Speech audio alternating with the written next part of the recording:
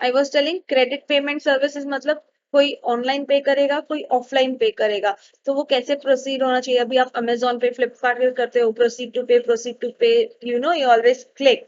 So that is a different function all together implemented. So ये सब जो actors आपको दिख रहे हैं, दोज आर नथिंग बट जो ये सब एक्टिविटीज कैरी आउट करते हैं, कि अगर आइटम व्यू कर लिया, अगर परचेस कर लिया, उसके बाद क्या, उसके बाद चेकआउट करना है, चेकआउट के बाद क्या, चेकआउट के बाद पहले ऑथेंटिकेशन चेक करेगा कि रजिस्टर्ड यूजर है कि नहीं, अगर है तो फिर वो आइडेंटिटी प्रोवाइडर चेक करेगा कि इसका आईडी अवेलेबल है या नहीं। अगेन वो होने के बाद क्रेडिट पेमेंट सर्विस चेक करेगा कि लास्ट पेमेंट कैसे किया था, वैसे ही करना है, नहीं करना है। Next is PayPal. पेपल मतलब हम फाइनली इसको पे कर रहे हैं सिस्टम को, तो वो चेक करेगा कि रिसीव हुआ है या नहीं। So this is one of the form of use case diagram. You can have your own diagram for shopping systems and so on. So ये just example के लिए I have taken कि use case diagrams कैसे होते हैं और क्या होते हैं। Next we are studying requirement model. अब जो रिक्वायरमेंट मॉडलिंग होता है वो इम्प्लीमेंट होता है रिक्वायरमेंट्स कलेक्ट करने के बाद। तो रिक्वायरमेंट मॉडल से हमें बेसिकली ये पता चलता है कि सिस्टम की क्या क्या रिक्वायरमेंट्स है, हम कितनी फुलफिल कर सकते हैं, हमारे पास उतने रिसोर्सेज है या नहीं, या उससे एक क्लियर आइडिया आता है कि सिस्टम कैसा बनेगा, सॉफ्टवेयर फंक्शनल होगा, उसमें क्वालिटी होगी या नहीं, इंपॉर्टेंट एट्रीब्यूट्स होंगे कि नहीं, कोई कंस्ट्रेंट्स डालना है उसमें, ज्यादा एक्सपांडेबल है कि सॉफ्ट नहीं चाहती, शॉर्ट बनेगा ऐसा। So there are three, like many ways to implement requirement models. First is the domain model. Domain मतलब important aspects क्या क्या है सॉफ्टवेयर के, क्या क्या डोमेन्स रहेंगे, सिक्योरिटी रहेगा, मेंटेनेबिलिटी रहेगा, फीचर्स क्या क्या रहेंगे, क्या क्या डिफरेंट फंक्शंस हम डालेंगे, that comes in the domain model. Domain models जो होता है वो बेसिकली सिर्फ एक अंडरस्टैंडिंग के लिए होता है कि सिस्टम में क्या क्या परफॉर्म होगा, यूजर ने अगर स्वयं से इनपुट दिया तो क्या आउटपुट आएगा, कितना सिक्योर होगा, कितने लेवल तक का एक्सेस यूजर को मिलेगा, कितने लेवल तक का एक्सेस एडमिन को मिलेगा, इस सब का एक बेसिक और जनरल डिस्कशन होता है, that's it. Next is a use case model, जो हमने अभी जस्ट देखा कि use case model is basically use for identifying the functionality, कि हम क्या क्या फंक्शंस प्रोवाइड कर रहे हैं, क्या क्या फीचर्स प्रोवाइड कर रहे हैं। Use case diagrams basically bits and pieces में सब कुछ बताता है कि ये एक्टर ये एक्टिविटी परफॉर्म करेगा, ये सिस्टम्स में ये फंक्शंस अवेलेबल है, कितना टाइम लगेगा, how will the approach be. Next we have the life cycles.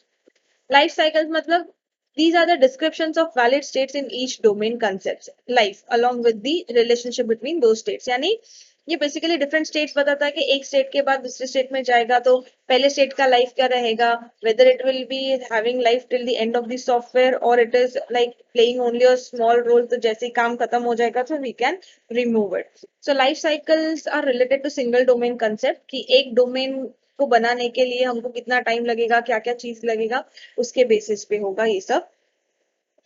Next is business process model. Business process model is कि हम कौन सा प्रोसेस मॉडल यूज कर रहे हैं टू बिल्ड दैट सॉफ्टवेयर, कौन से टूल्स अपने पास होने चाहिए, एडवांस टूल्स है या नहीं, so because of that will it take time to develop the software, या फिर अपने पास अच्छे खासे टूल्स है, देन कितने शॉर्ट स्पैन ऑफ टाइम में we can keep the software evolving.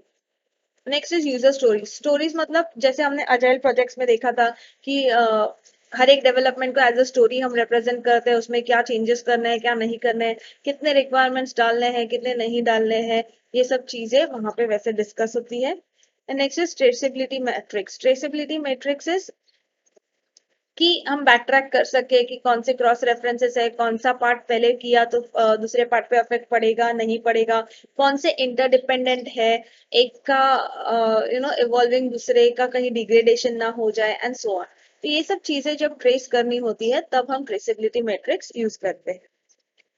Next is analysis modelling. Now the name itself is analysis, मतलब analyse करना, टू स्टडी इन डिटेल कि कितना पार्ट इम्प्लीमेंट हुआ है, करेक्ट हुआ है, नहीं हुआ है, कितना बाकी है to implement. It basically describes three objectives: customer का needs, establishes a base for software engineering design generation, and defines a set of requirements which can be validated after creation। मतलब कस्टमर का नीड सेटिस्फाई हुआ है कि नहीं, software का जो base था कि जो उसका एम था कि सॉफ्टवेयर सिस्टम यही रीजंस की वजह से होना चाहिए, तो वो फुलफिल हुआ है या नहीं। एंड रिक्वायरमेंट्स कितना वैलिडेट हुआ यानी कितना इम्प्लीमेंट करके वो करेक्टली वर्क किया है, वो वैलिडेशन के लिए the analysis model is used. See first we have a system description, then we design an analysis model कि क्या क्या हो सकता है, एंड उसके बेसिस पे हम डिजाइन मॉडल डिसाइड करते हैं. So just requesting everyone to go through this theory क्योंकि इसमें as such nothing is there to explain. We'll directly jump onto this elements of analysis model. So the elements of analysis model is first is scenario based elements. Scenario based मतलब हम user के point of view से उसको describe करते हैं, जैसे use case diagrams हो गया, यूजर स्टोरीज हो गया. Next is class based elements. Class based elements मतलब कि कितने बेस एलिमेंट्स है, कितने बेसिक रिक्वायरमेंट्स है, उसको सिस्टम में लाने से कुछ मैनिपुलेशंस होगा नहीं होगा, उसके लिए हमारे पास है class diagrams and collaboration diagrams. Now I hope you all are aware of all this UML diagrams क्योंकि ये सब यूएमएल डायग्राम्स के डिफरेंट डिफरेंट पार्ट्स है. Next is behavioural elements. Behavioural elements मतलब बताता है कि सिस्टम कैसे बिहेव करेगा ऑन हैविंग सर्टेन इनपुट्स और हैविंग ऑन सर्टेन इवेंट. तो बिहेवियरल हमेशा हमें पता चलता है सीक्वेंस डायग्राम से या स्टेट डायग्राम से. इन दोनों को बोलते हैं बिहेवियर डायग्राम्स. सीक्वेंस बताता है कि किस सीक्वेंस में the activities are carried out. State diagram बताता है कि गिवन अ इनपुट और गिवन अ टाइम सिस्टम या सॉफ्टवेयर कौन से स्टेट में होगा. Next is flow oriented element. Flow oriented मतलब data flow diagram, control flow diagram, जो ये बताता है बेसिकली कि डेटा कैसे एक पार्ट से दूसरे पार्ट में मूव होता है और उसको कंट्रोल कैसे किया जाता है, so that there is no ambiguity, there is no confusion. So ये रहा analysis model, scenario based, class based, flow oriented and behavioural based. तो ये सब के जो डायग्राम्स मेंशन किए, all those are your UML diagrams.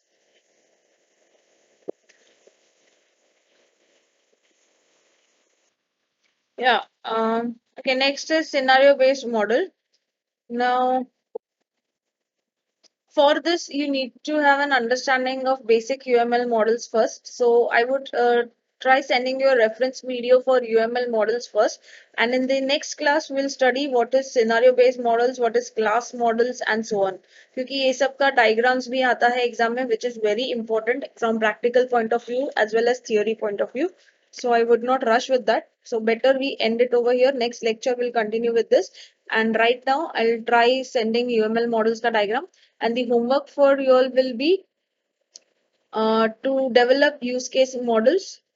First is for that hospital management system, and second is for that online shopping system.